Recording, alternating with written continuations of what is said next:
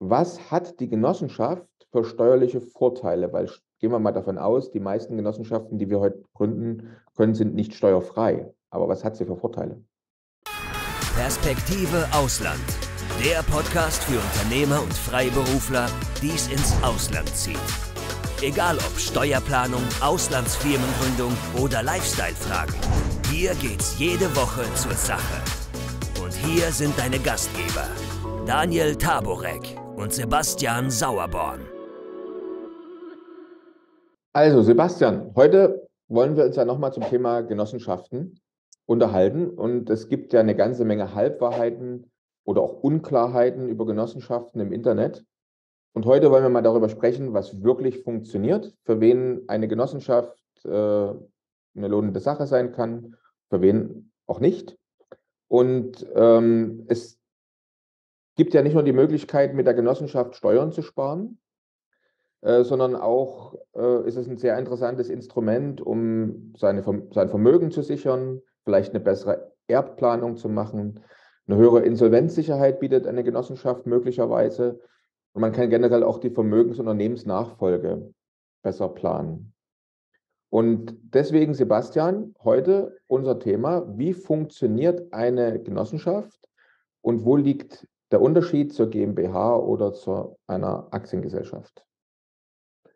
Genau, also zunächst mal muss man natürlich sagen, beides sind Körperschaften. Ja, das heißt also sowohl die GmbH, AG, als auch die Genossenschaft zahlt Körperschaftssteuer und natürlich Gewerbesteuer. Der entscheidende Unterschied ist aber, dass die Genossenschaft keine Gewinnerzielungsabsicht hat. Ja, das ist also der wesentliche Unterschied zu GmbH und AG. Okay, das ist ja schon dann ein sehr, sehr großer Unterschied. Wenn man im Internet nachliest, findet man ja heraus, dass diese Gesellschaftsform, also die Genossenschaft, bereits in der Kaiserzeit entstanden ist und eine staatlich geförderte Gesellschaftsform war. Also eine GmbH, eine Aktiengesellschaft, wird ja jetzt nicht vom Staat gefördert. Bei einer Genossenschaft ist das ganz anders. Also eine Gesellschaftsform, die ein Zusammenschluss von mehreren Personen ist, so heißt es, die ein Problem lösen möchten. Das fand ich schon sehr interessant, wo ich ja nachgeguckt habe. Also es gibt eine Gesellschaftsform, die das Ziel hat, ein Problem zu lösen. Aber es ist ja so, uns ist es ja eigentlich bekannt, wenn man sich so im Alltag umschaut, dann kennen wir alle wahrscheinlich die DATEV, die Raiffeisenbank, und das alles sind ja Genossenschaften. Einkaufsgemeinschaften, Wohnungsgesellschaften zum Beispiel gehören dazu und wie gesagt auch Banken. Also halten wir mal fest an der Stelle: Die Genossenschaft ist eine Gesellschaftsform zur Problemlösung. Absolut, ja, das ist ganz wichtig zu verstehen. Also man muss, wie gesagt, nochmal GmbH und AG, da ist eine Gewinnerzielungsabsicht dahinter.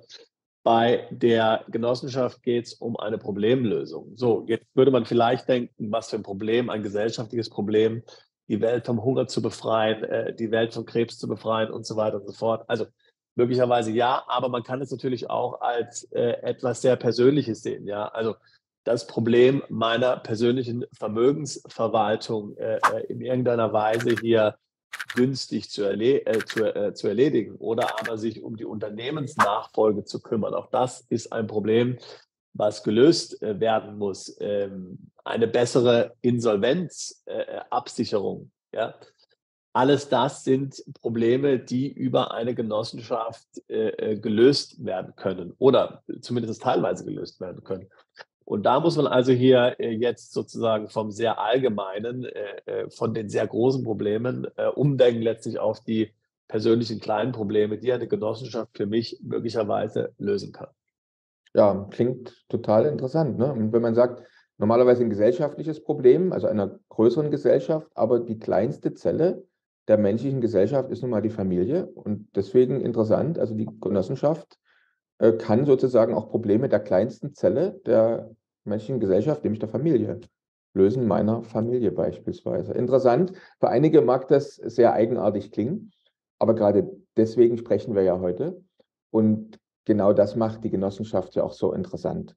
All das, was du also gerade erwähnt hast, sind erlaubte und durchaus redliche Gründe, eine Genossenschaft beispielsweise zu gründen. Und sprechen wir jetzt aber nochmal über einen zweiten großen Unterschied zur GmbH oder Aktiengesellschaft, nämlich die Satzung.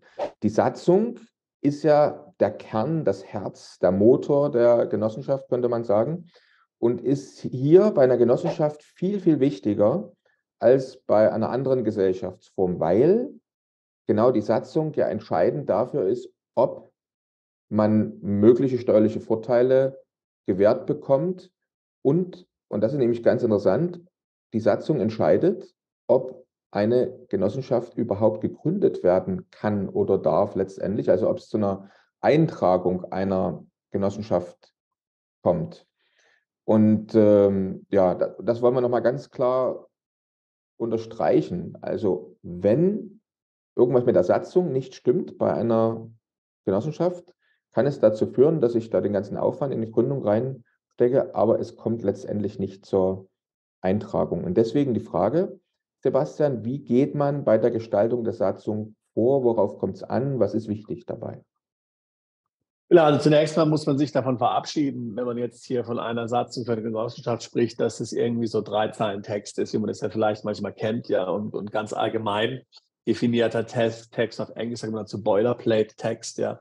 Also zunächst mal muss in der Satzung der Genossenschaft sehr detailliert überhaupt das Problem, die Ausgangslage beschrieben werden. Also dieses Problem, was eben die Genossenschaft gemeinschaftlich lösen soll. So, dann muss im zweiten Teil letztlich darauf eingegangen werden, ja, was denn eigentlich dafür die Lösung ist. Also wie kann dieses davor definierte Problem gelöst werden. Damit ergibt sich dann letztlich der Zweck der Genossenschaft. Also dieser Teil, ja, also diese Prosa ist extrem wichtig. Und dann ist natürlich in der Satzung der Genossenschaft auch noch alles Mögliche dann enthalten. Wie können neue Mitglieder aufgenommen werden? Wie können Mitglieder die Genossenschaft verlassen? Und so weiter und so fort. Also diese ganzen Dinge, die man jetzt eher aus einer Satzung, auch einer GmbH erwarten würde, finden sich natürlich auch in der Satzung der Genossenschaft. Interessant. Guter Punkt. Also ich versuche es mal an einem praktischen Beispiel zu formulieren. Vielleicht ein Beispiel aus der Landwirtschaft. Nehmen wir jetzt mal an, da gibt es mehrere Obstbauern in einer Region und die haben alle ein gemeinsames Problem, nämlich der Abfüller, bei dem sie ihren Obstsaft letztendlich abfüllen lassen, der ist sehr teuer, hat vielleicht auch die Preise erhöht und letztendlich schmälert das ihren Gewinn, ihren Ertrag. Würden Sie selber Ihren Obstsaft keltern und abfüllen, dann hätten Sie viel bessere Erträge. Allerdings ist so eine Anlage sehr teuer. Könnte man aber gemeinsam nutzen. Die Lösung wäre also jetzt die Anschaffung einer Kelter- und Abfüllanlage für die Obstbauern in einer Region gemeinsam. Idealerweise könnten jetzt also die Obstbauern in einer Region gemeinsam eine Genossenschaft gründen, mit dem Ziel, kostengünstig gemeinsam zu keltern und abzufüllen. Der Zweck der Genossenschaft, nach dem, was du gerade erklärt hast, wäre also in dem Fall die Lösung eines Problems, die Anschaffung, Betrieb, Bereitstellung dieser Anlage an alle Genossen der Genossenschaft. Also der Zweck könnte übrigens ja dann auch noch sein, vielleicht gemeinsam die Produkte zu vertreiben, also Vertrieb, Großhandel zum Beispiel zu organisieren und so weiter und so fort. Und hier erkennt man an so einem Beispiel schon den großen Unterschied zu einer Gesellschaft. Eine GmbH hätte ja jetzt das Ziel, Gewinn zu erzielen. Also wenn man jetzt eine GmbH gründen würde, eine gemeinsame, die diese Kelteranlage hätte, würde man sagen, die muss jetzt Gewinn erwirtschaften. Während jetzt die Genossenschaft überhaupt nicht das Ziel hat, Gewinn zu erzielen, sondern eigentlich den Genossen, jedem einzelnen Genossen zu ermöglichen, mit seinem eigenen Business Gewinn zu erzielen, aber nicht die Genossenschaft selbst. Also soweit habe ich das ganz gut verstanden und gut erklärt oder habe ich einen Fehler in meiner Erklärung drin? Ich fand die Erklärung super. Ich mache vielleicht nochmal, ich meine, wir kennen natürlich, das Schöne ist an deinem Beispiel, wir kennen natürlich alle diese landwirtschaftlichen Genossenschaften, die sind ja sehr weit verbreitet in Deutschland. Es gibt Tausende, soweit ich weiß, gibt es allein in Baden-Württemberg 2.000 oder 3.000, ja, der Hammer, wahnsinnig. Ja. Also das ist sehr bekannt, weil natürlich Landwirtschaft sehr, sehr intensiv ist. Ja, ich möchte vielleicht nochmal jetzt eher ein anderes Beispiel bringen, was vielleicht auch aus einem ganz anderen Bereich ist. Ja? Also man könnte sich zum Beispiel vorstellen, dass 2 Ärzte sich zusammentun, um eine Genossenschaft zu gründen. Diese Genossenschaft betreibt dann eine Arztpraxis. Ja. Ich könnte jetzt hier relativ kreativ werden. Ich könnte sagen, die hat eine Betriebskantine oder ein Betriebsrestaurant. Die hat Fahrzeuge, die sie ihren Mitarbeitern und Genossen zur Verfügung stellt, Wohnraum möglicherweise und so weiter und so fort. Ja. Und das kann eine Genossenschaft alles machen. Und damit wird letztlich der Zweck der Genossenschaft erfüllt, was jetzt bei der GmbH nicht ginge. Und ganz interessant ist auch noch, dass eben natürlich dann den Genossen hier diese Vorteile nicht als geldwerter Vorteil letztlich zugerechnet wird. Ja, also das ist schon höchst interessant. Ja, das ist schon mal eine interessante Brücke jetzt zu den steuerlichen Aspekten. Da wollen wir jetzt mal müssen wir noch ein bisschen mehr einsteigen, was du gerade erwähnt hast. Also die Genossenschaft ist ja generell erstmal steuerpflichtig. Es gibt zwar Genossenschaften, die von der Steuerpflicht befreit sind, aber da gibt es nur ganz, ganz wenige. Und wenn man sich damit beschäftigt, sieht man, dass es auch mal schwieriger wird, Steuerfreiheit für eine Genossenschaft zu beantragen. Also Ausnahmen sind vielleicht landwirtschaftliche Genossenschaften, einige Vermietungsgenossenschaften. Allerdings auch nur, wenn sie schon lange zurück gegründet worden sind. Und wahrscheinlich sind die Tage der kompletten Steuerfreiheit auch für solche gemeinnützigen Genossenschaften gezählt. Aber trotzdem, du hast jetzt also schon mal sozusagen die Büchse da aufgemacht von steuerlichen Vorteilen. Was hat die Genossenschaft für steuerliche Vorteile? Weil gehen wir mal davon aus, die meisten Genossenschaften, die wir heute gründen können, sind nicht steuerfrei. Aber was hat sie für Vorteile? Genau, das muss man so sehr ähnlich sehen wie jetzt zum Beispiel bei einer Stiftung oder so. Ich meine, die wenigsten Stiftungen, die heute gegründet werden in Deutschland oder Liechtenstein oder sonst was, sind ja tatsächlich gemeinnützig. Ja, das heißt also, so, dass die jetzt tatsächlich steuerfrei wären. Es ist ja schwierig, das anerkannt zu bekommen. Und ich meine, darum geht es den meisten auch ja gar nicht. Ja, und ein bisschen ist es bei der Genossenschaft genau das Gleiche. Ja. Aber wichtig ist eben zu verstehen, dass es eben trotz diesem augenscheinlichen Manko, dass die Genossenschaft nicht gemeinnützig ist, was keins ist, nämlich tatsächlich auch weitere steuerliche Vorteile bestehen. Das eine ist natürlich die Betriebsausgaben. Ja, das heißt, es können natürlich bei einer richtigen Satzungsgestaltung etliche Dinge hier über die Genossenschaft ganz legal abgerechnet werden. Ja. Ein weiterer Vorteil ist, dass die Mitglieder, die Genossen, gefördert werden können durch die Genossenschaft. Ja, und das ist eben kein geldwerter Vorteil und muss somit nicht privat versteuert werden mit Einkommensteuer. Und was jetzt die Besteuerung anbelangt, da ist es halt so, das hängt so ein bisschen vom Einzelfall ab, was jetzt hier besteuert wird, aber man kann von 0 bis 25% Steuern so ungefähr ausgehen.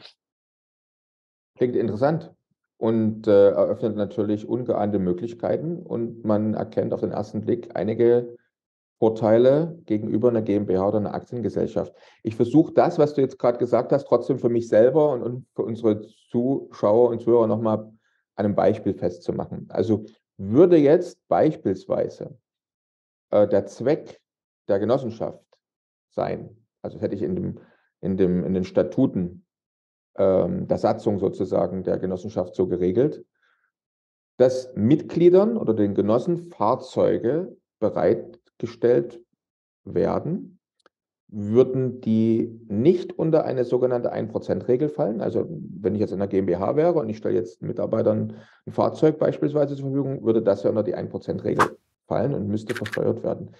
Würde aber in der Satzung der GmbH drinstehen, der Zweck der Gesellschaft ist, Probleme unserer Genossen zu lösen, nämlich ihnen Fahrzeuge bereitzustellen, dann entfällt die 1%-Regel. Das wäre schon mal interessant, falls es richtig ist. Also du mögst mich nachher noch korrigieren. Du. Oder jetzt zum Beispiel könnte im Zweck der Genossenschaft die Bereitstellung von Wohnraum, der Betrieb eines Restaurants für Mitglieder sein.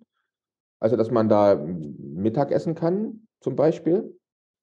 Die Gesellschaft könnte also jetzt von erwirtschaftetem Gewinn, die Genossenschaft besser gesagt, könnte jetzt Immobilie oder ein Restaurant kaufen und betreiben. Und wenn Mitglieder jetzt den Wohnraum oder das Restaurant nutzen, dann gelten diese Kosten, das wäre noch ein anderer Punkt, im Gegensatz zu einer GmbH voll aus Betriebsausgaben und dem Mitglied wird kein geldwerter Vorteil angerechnet. Habe ich das jetzt mal so richtig übersetzt, sozusagen, deine Punkte von vorhin? Genau so ist es, ja. Das hast du so richtig verstanden. Ja. Jetzt wird der eine oder andere fragen, und wenn ich jetzt den Gewinn ausschütten will, dann gilt im Grunde das Gleiche, was bei der GmbH auch gilt. Ja. Also das heißt natürlich, wie wir vorhin gesagt haben, die Gewinne müssen in der GmbH und auch in der Genossenschaft versteuert werden. Es gibt Körperschaftssteuer und Gewerbesteuer. Wenn dann die Gewinne an mich persönlich ausgeschüttet werden sollen, würde im Prinzip die Abgeltungssteuer fällig werden. Ist jetzt eine andere Körperschaft, zum Beispiel eine GmbH, Genossin, dann würde wie auch anderweitig natürlich bei einer Holding zum Beispiel keine Steuer fällig werden, beziehungsweise ein bisschen was, vielleicht aufgrund des Schachtelprivilegs. Es ist natürlich daher auf jeden Fall ratsam, wahrscheinlich die Gewinne nicht auszuschütten, sondern in der Genossenschaft zu belassen und einfach weiter zu verwenden.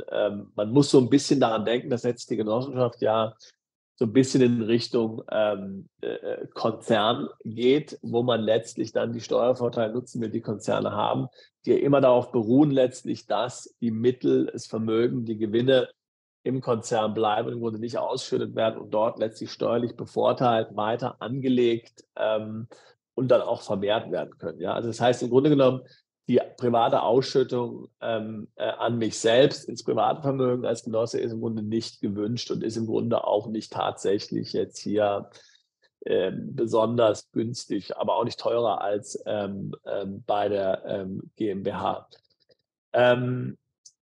Also man kann schon sehen, mit der Genossenschaft, da lassen sich schon auf jeden Fall fantastische Konzepte realisieren. Klingt alles sehr spannend. Wir sind ja immer noch im Themenbereich Steuervorteile oder steuerliche Betrachtung einer Genossenschaft im Vergleich zu anderen Gesellschaften. Immer wieder hört man und liest man, besonders im Internet, dass die Genossenschaft auch hochinteressante Möglichkeiten bietet, wenn es um Wegzugssteuer und Erbschaftssteuer geht. Kannst du uns dazu noch mehr erzählen, Sebastian? Genau, also jetzt mal angenommen, ich würde jetzt ins Ausland umziehen und bin Eigentümer einer GmbH oder an einer GmbH beteiligt, dann droht ja in Deutschland die Wegzugssteuer. Und die ist letztlich in ihrer Höhe abhängig davon, wie viel wert meine GmbH ist. Und da kann sehr schnell sehr hohe Summen zustande kommen. Ja? Also nur als Beispiel, eine GmbH, die vielleicht 100.000 Gewinn macht, die kann schnell so hoch bewertet werden, dass ich dem Finanzamt 300.000, 400.000 bezahlen muss beim Wegzug aus Deutschland an Wegzugsteuer. Das sind natürlich Beträge, die wollen die meisten, können die meisten so ohne weiteres nicht bezahlen und deswegen überlegt man sich konkrete Alternativszenarien dazu und es gibt völlig legale Alternativen, um diese Wegzugsteuer zu umgehen. Wir haben darüber auch ein eigenes Video gemacht, aber nur ganz kurz. Also eine Möglichkeit wäre zum Beispiel zu sagen, ich gebe jetzt die Anteile GmbH in eine Stiftung hinein oder ich in eine GmbH und Co. KG hinein oder aber eben auch in eine Genossenschaft. Und die Genossenschaft hat möglicherweise diverse Vorteile gegenüber der Stiftung. Und beim Einbringen in die Genossenschaft wird hier also der Nennwert der Anteile veranschlagt, was ja letztlich 25.000 Euro vielfach sein werden. Und wenn ich jetzt also Deutschland verlasse und dann erkläre, was ich hier für Beteiligungen habe, die dann möglicherweise zur Berechnung der Wegzugsteuer herangezogen werden, würde ich im Fall der Genossenschaft schlicht und ergreifend den Nennwert der Anteile dort angeben, nicht den tatsächlichen Wert der GmbH oder den hochgerechneten Wert der GmbH mit Ertragswertverfahren, der ja dann zu so hohen steuerlichen Negativwirkungen führen kann. Ja? Und somit kann ich also dann tatsächlich Deutschland verlassen, ohne hier diese Wegzugsteuer bezahlen zu müssen und die komplett legal zu vermeiden. Jetzt gibt es natürlich dort relativ viele Kommentare auch dazu, weil diese Lösung war natürlich in den letzten Jahren sehr populär. Wir wissen also von vielen Fällen, die diese Lösungen hier gewählt haben. Jetzt gibt es natürlich dort etliche Kommentare, dass das möglicherweise nicht der Fall ist und dass hier auch das Ertragswertverfahren verwendet werden muss, um die Genossenschaftsanteil zu bewerten. Also bisher gibt es keine Präzedenzurteile dazu. Bisher ist auch uns nicht bekannt, dass hier tatsächlich die Gestaltung von von den Finanzbehörden angegriffen wurde. Aber wir halten die Augen auf und schauen mal, was dann auch so kommt. Klasse.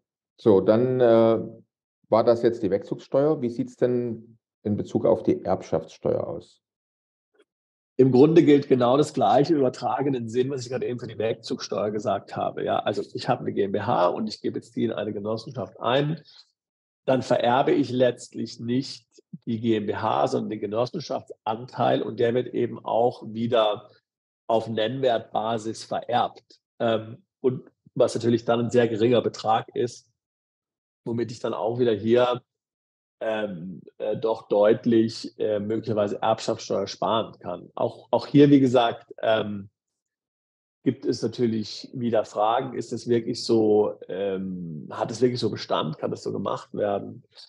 Bisher ist uns nichts Gegenteiliges bekannt. Man muss einfach abwarten. Die Dinge sind ja doch, was das Steuerrecht betrifft, immer stark in Bewegung. Ja? Und es wurden gerade im letzten Jahr natürlich viele Genossenschaften gegründet. Wir wissen das und wer weiß, ich meine, das ist nicht das erste Mal, dass der deutsche Staat da die Daumenschrauben anzieht. Aber bisher ist uns nichts bekannt. Genau, und diejenigen, die da so Experten auf dem Gebiet Genossenschaften sind, erwähnen ja auch immer wieder, dass der Staat sehr, sehr zurückhaltend und vorsichtig ist, da irgendwas an dem Genossenschaftsrecht und Gesetz zu ändern, weil immerhin die DATEV, der Verband aller Steuerberater, sie sind ja auch in einer Genossenschaft zum Beispiel organisiert. Und ich glaube, da würde eine Änderung am Genossenschaftsrecht auch immens Gegenwind oder nicht den Sturm im Wasserglas, sondern einen richtigen Sturm sozusagen verursachen. Und es war sehr, sehr interessant, Sebastian, unsere Zeit ist also schon wieder fast vorbei. Sehr interessantes Thema, aber lass mich jetzt nochmal ganz kurz oder lass uns gemeinsam nochmal die wichtigsten Vorteile und wichtigsten Punkte einer Genossenschaft zusammenfassen. Also das Erste, was wir besprochen haben, ist, was ist eine Genossenschaft? Was ist der Sinn und Zweck? Eine Genossenschaft kann mich persönlich oder meine Familie fördern. Also sprich, der Zweck kann rein auf die Förderung meiner Person, meiner Familie ausgerichtet sein. Das war der erste Punkt. Dann haben wir gesagt, die Genossenschaft kann mich schützen. So kann mein Vermögen sozusagen loslösen von meiner Person, ähnlich wie das auch eine Stiftung kann. Und ein dritter Punkt, den wir hier besprochen hatten, war, die Genossenschaft kann bei richtiger Gestaltung, da geht es besonders um die Satzung, brillante Steuervorteile bringen. Genau. Und ich möchte vielleicht noch zwei Dinge hinzufügen. Das eine ist, dass letztlich die Anteile der Genossenschaft nicht gepfändet werden können. Also anders als bei der GmbH kann ja im Falle einer Insolvenz zum Beispiel hier die Anteile gepfändet werden. Ist bei der Genossenschaft nicht so.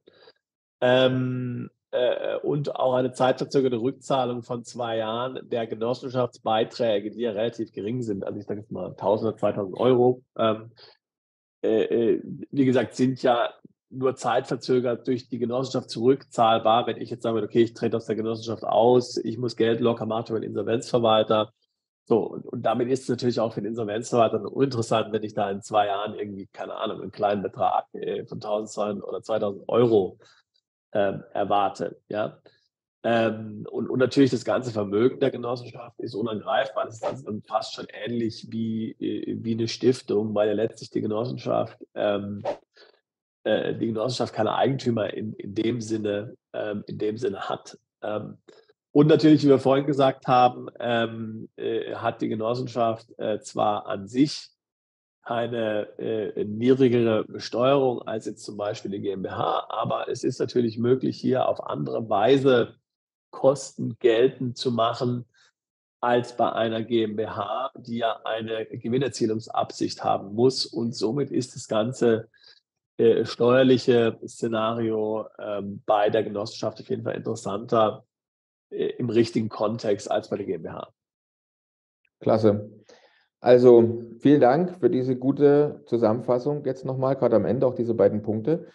Wir sehen also, es spricht einiges für eine Genossenschaft. Vielleicht fragt sich der ein oder andere Zuschauer oder Zuhörer jetzt, warum habe ich noch keine Genossenschaft oder lohnt sich das für mich? Was wir nicht besprochen haben, ist jetzt zum Beispiel, für wen sich die Genossenschaft nicht lohnt, zum Beispiel. Also wer mehr wissen will zu dem Thema, wer jetzt interessiert ist, aber sagt, ich brauche doch noch mehr Informationen, was macht er? Also zunächst mal haben wir auf unserer Webseite einen größeren Artikel geschrieben zum Thema Genossenschaften. Das ist sicherlich interessant. Wir haben auch noch einen anderen Podcast hier gemacht, wo wir sehr ausführlich zu dem ganzen Thema auch nochmal sprechen. Und dann bietet sich natürlich immer auch ein Beratungsgespräch an für diejenigen, die ins Ausland umziehen wollen. Das ist ja letztlich unser Spezialthema und hierbei eine Genossenschaft als ein Teil ihrer Gestaltung gründen möchten. Dort bietet sich also immer ein Beratungsgespräch an. Dann vielen Dank, Sebastian, für das Gespräch. Bis zur nächsten Folge von Perspektive Ausland, der Podcast für alle Unternehmer, die es ins Ausland ziehen. Übrigens, wenn ihr keins unserer interessanten Videos mehr verpassen wollt, dann klickt doch jetzt gleich auf den Abonnieren-Button und auf die Glocke. Auch über Kommentare, Fragen oder einen Daumen hoch freuen wir uns sehr.